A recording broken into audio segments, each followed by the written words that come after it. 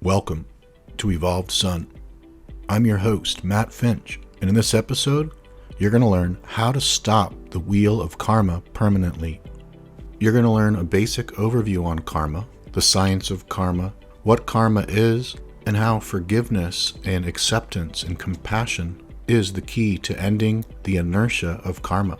And in that way, you can end the cycle of reincarnation and graduate to the next density of evolution. So without further ado, let's get right into this fascinating topic. And I'm going to be using as a guide, a concept guide, the Raw Contact Resource series, which I've used in other episodes because, in my opinion, this book is just so easy to understand as it talks about topics that can really be difficult to understand from other sources. Karma is often seen as something that we gain or accrue through actions or deeds. I hypothesize that perhaps it may better be conceived of as an impersonal force that binds us to the consequences of our actions. Though binding, this force also provides us opportunities to balance, make amends, and forgive, even across lifetimes. When we take action that is motivated by distortions of negativity, we can generate suffering for ourselves and others that imbalances the self and relationship dynamics in a way that ripples through the incarnational journey and the dance of interpersonal dynamics. That which is set into motion is described by Ra as an inertia, the tendency of something to remain unchanged, whether at rest or in motion. Karma is the mechanism that seeks to rebalance that which has been imbalanced. How are we bound to our actions?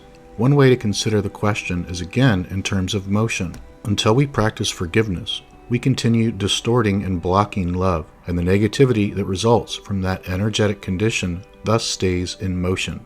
It persists and continues to live within us. Why these patterns have inertia is unique to the individual, but surely the reason shares something in common with all compulsion, addiction, and other forms of habituation. One way or another, we continue acting out of the same mindset, likely attracting to ourselves situations and other selves that mirror to us and provoke from us that negativity. This pattern in motion, or wheel, will loop indefinitely, reappearing in new permutations, coming around again and again, like every energy in the universe, always seeking the ways of balancing. Ra seems to indicate that invoking forgiveness is the key to balancing this energy. How does forgiveness stop the inertia of karma? To attempt an answer, consider the nature of forgiveness. Forgiveness may be seen as an activity of simply releasing or letting go of a mental distortion and the accompanying burden of carrying that distortion. That letting go is made possible by understanding, compassion, and seeing the Creator in self and other-self. In other words, that forgiveness is made possible by bringing the dynamic into the heart, loving, accepting, and healing it. Let us take hatred as a simple example. Imagine that, for whatever reason, we genuinely loathe someone in our life. We may relate to them from this emotional or perceptual level. It may provoke similar in them. The situation may worsen. Cycles of hatred continue, perhaps transposing the same emotional energy onto other selves in one's life. We thus continue exploration of this emotion, maybe even into other lives, calling new situations into our lives that give us the opportunity to work this pattern out. Not forgiving or letting go of this energy, we become karmically bound to its inertia. Resistant to change, that energy continues its trajectory. The basic mechanic of forgiveness is a simple letting go through loving and understanding, through recognition of the Creator in everything.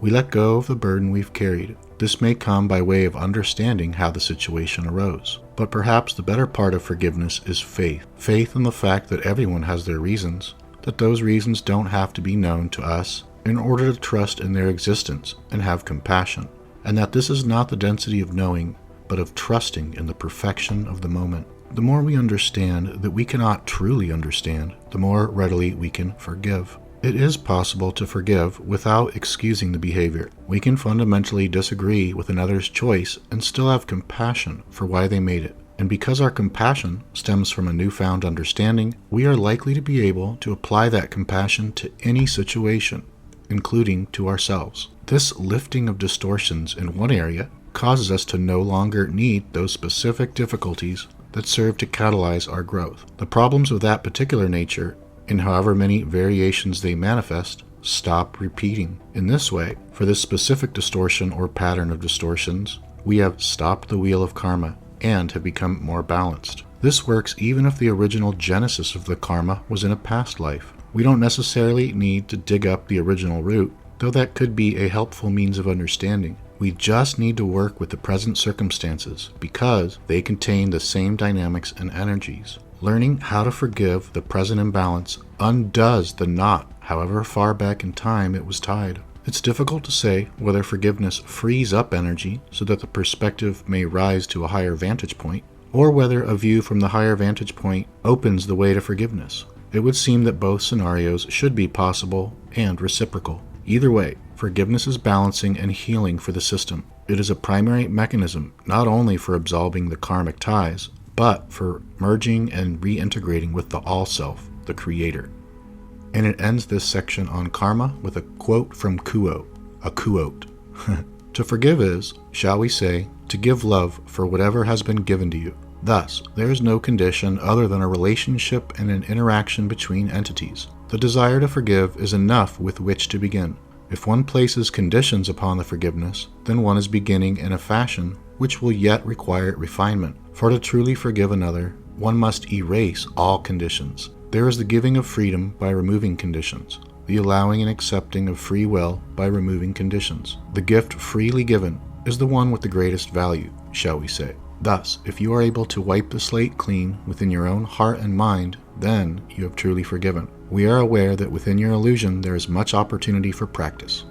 Alright, and that concludes this episode, and it is very refreshing to know and to realize that all of us can stop the wheel of karma, and we can stop it permanently by accepting and forgiving others and having compassion, and by accepting and forgiving ourselves and having self-compassion. I realize this is easier said than done, and within my own life, it took me a long time to actually and truly forgive and accept myself and others completely, without reservations, without conditions. And with that being said, I hope you liked this episode. Thanks so much, and I'll see you next time. Take care.